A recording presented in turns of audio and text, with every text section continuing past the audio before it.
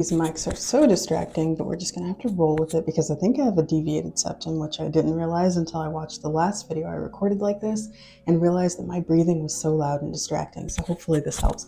Anyway, I wanted to talk about how if you grew up a tomboy and had like even like the tiniest little glow up, people, or if you try to dress more feminine or act more feminine now than you did growing up, but you still are comfortable being around men and in male dominated spaces, people are more likely to assume that you were boy crazy because they don't see your past in you. They only see who you are now. They don't have that context to see that you were one of the boys, not like the pick me, like I'm not like other girls, but literally like you were asked whether or not you were boy or girl. When I was a preteen, like I would say like late elementary to preteen, I was asked whether or not I was a boy or a girl. And that's actually what stopped me from dressing like a boy. I did it because I grew up in purity culture. So I grew up in purity culture and I knew that puberty was coming. I knew what kind of negative attention I was going to be getting from the people in the religion that I was raised in, where women's bodies are demonized and seen as sinful. I really was hiding my body because of that. And so, and because I had an older brother, and for the first 5 years of my life, it was just me and my brother. We were best friends.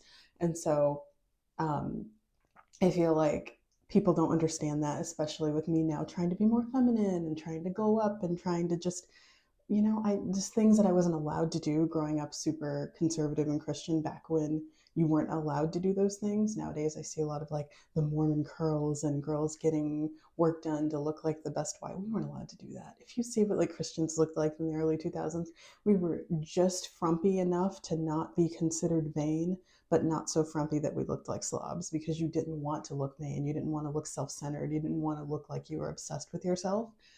And so I grew up in that. And so there's a lot of shame around everything that I'm doing. Like, I don't think you guys realize how hard it is for me to get on here and record myself doing hair and makeup, because for me that was bad. That was a bad thing to do. That meant that you were arrogant and vain and selfish. And I'm having to combat those demons in order to feel comfortable in my skin, doing makeup and doing hair in a public space, which in and of itself feels vain. It feels like, right, like you think you're special. Why would anyone want to watch you?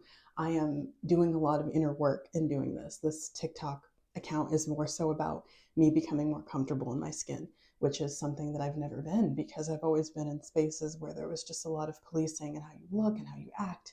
But anyway, all this to say, back to my point, is that I grew up very much a tomboy and just, in an environment where things that were feminine were bad. Like you weren't supposed to pay attention to your hair and makeup and clothes and all of that. That made you vain and, you were a problem. And so I had like this internalized misogyny surrounding things like that. Like I was a little judgmental in my head. I hate to say it.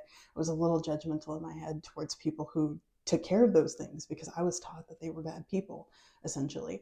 And so now I'm trying to do those things and I'm noticing that my behavior is being perceived differently now, even though I am the same person. I am, I feel like people are uncomfortable with me being in male spaces looking the way that I've been looking lately, not like this troll demon thing that I look like right now, the trolls from your nightmares. But when I actually put some effort into how I look, I can tell that there are people who are like, oh, she's one of those, she's not a girl's girl. When the girls didn't like me, they were so mean to me. I didn't have a lot of female friends. I grew up around, I had females in my life were neglectful and hostile towards me. And so I didn't have a lot of, like even growing up, I didn't have a lot of positive female interactions. And so, but I was one of the boys, like they were nice to me and it wasn't like a crush thing or anything. I was one of the boys. And so now I have to figure out how to fit into the spaces with these people who treated me like absolute garbage my entire life from the point that I was a little girl up until now. And it's very hard. So if you have any advice on how to deal with that, on how to feel comfortable in these spaces, because I want female friends. I have like two female friends that are not competitive, that are fun, and they want to get out into the world and explore, and they don't just spend time like gossiping and being toxic. And I love that. And I want more people like that in my life. I want to go on girls trips. I want to go on hikes. I want to go camping with people like that. And I can't find them because when I try to go into like female dominated spaces, first of all, the air is thick with toxicity from the gossip that they were just spewing. And then they're just like, I don't know. and it sounds like I'm not I'm a true girl's girl. Like I want to support other women. I don't want to judge them or criticize them. I don't care how you dress, how you look, how you treat people. Well, no, I do care about how you treat people, but you know what I mean? Like, and I just can't find them because I go into those spaces and you can just feel the negative energy, and I just want to scream and run away and run over to the groups that I'm used to.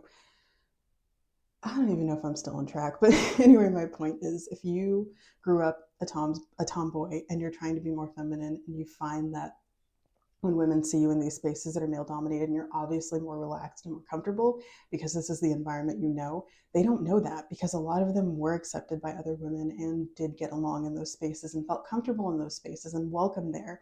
And so therefore, with their limited knowledge and no context surrounding who you were in the first few years of your life or however you socially developed, they have no choice but to assume that you are a pick me girl or something like that. And it's just so funny. These like made up internet terms just kill me. But yeah, that could be why. I experience it too. You are not alone. I hope you find your power women group of women who love and support and empower each other as I am looking for myself. Again, I have two, and quality over quantity. I'm not complaining. I love them. They're wonderful. But I would love to have a much larger friend group like that of women who are just supportive of each other and kind and caring and compassionate and fun and not concerned with looking like a simp or being cool and just willing to take chances and go on adventures. That is what I'm looking for in female friendship. It's so hard. It's so hard out here on these streets.